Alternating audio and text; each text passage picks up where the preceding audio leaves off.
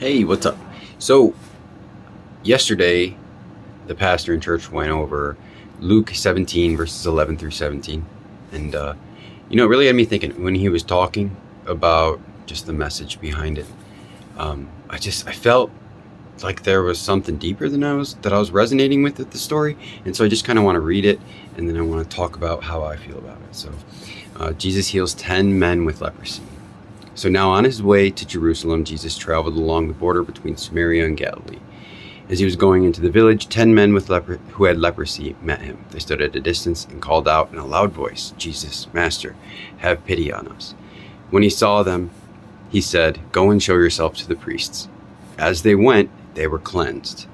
So my understanding is as on their way to the priests, they were cleansed. So by the time they got to the priests, they were cleansed. You know? So it's like to show the priests that, show the priests a miracle. Just have a miracle show up on their doorstep, kind of. That's what Jesus wanted to happen with that. Or something. But anyway, let's keep going. One of them, when he saw he was healed, came back, praising God in a loud voice. He threw himself at Jesus' feet and thanked him. And he was a Samaritan. So he was outside of the realm of friendly people, or typical friendly people to the culture that Jesus had came from. They didn't, Samaritans and people from his area, I can't remember right now, but they did not get along at all. He did not go to Samaria. That's why they were traveling on the border, right? And so it was a Samaritan who came back to him, which is interesting. But then it keeps going. It says, Jesus asked, "We're not all 10 cleansed? Where are the other 9? So now he's saying he knows they were all cleansed, right? So we know they were all cleansed on their way to the priests. So has no one returned to give praise to God except this foreigner? Then he said to him, 'Rise and go. Your faith has made you well.'" So, I get the typical message of what, what the pastor was saying yesterday. But what I also get out of this is all of them were healed, but only one came back to praise the miracle, to praise God. And that just makes me think when Jesus says we're not all 10 cleansed, where are the other 9? It's kind of that's sarcasm. You know what I mean? And in a way, it kind of makes me feel like he's telling us 9 times out of 10, a miracle could happen to somebody and they will refuse to allow it to change their lives.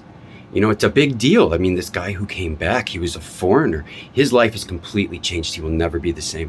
But the other 9, they were healed, and they wanted so badly to probably go back to the life that they knew and were dreaming of as lepers. And so they would think, if this miracle actually happened, if I allowed myself to believe that this is true and believe it in my heart and act accordingly to that inner truth, that would require me to change everything. And 9 of them were not willing to do that, And it's even if the priests could see a miracle happen right in front of their faces, they could still deny the miracle.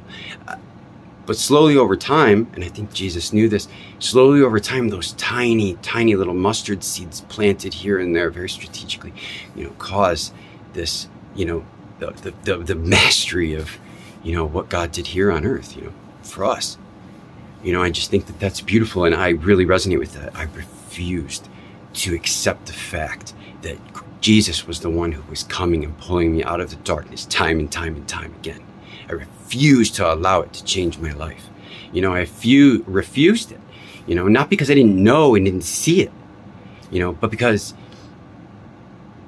it just would require me to change everything. And I wanted the ugly status quo that I was at to be the same, because it was what I was familiar with. You know what I mean? And even though it was awful and it kept leading me down these awful inner states of being, which caused me to do terrible, irresponsible things, yeah, sorry, I lost my train of thought. But, yeah, man, it's a really good story. And I feel like that's a good lesson. The truth could be right in front of your face and you could know it to be true, but are you going to accept it and act accordingly? I think also a good point here too is they only point out that one's a Samaritan, which leads me to believe that the other people are from tribes and stuff that were friendly with the areas that Jesus was from, right? So they were more familiar. And I think another lesson maybe could be usually it's the ones closest to you are going to have the hardest time accepting the the changes in you, to see the goodness, to see the rising again, the being born again, being saved, or just any positive change for goodness in your life is always met with disbelief by the people closest to you. I mean, maybe not always, but I think that's a good message. Is to be ready to walk with God, is ready to just walk with God and not worry about if, what other people are going to think, because you're sovereign. You're only beholden to the highest judge, That's freedom, right? Anyway, this video is a little bit longer than I thought. That right there is a gift from my mother. I've had that thing for like 20 years. I like the shadow in the background. Yeah, this thing has moved around with me so much. It's the Wicked Witch of the West. But anyway, love you guys. Hope you're all blessed. Have a great day.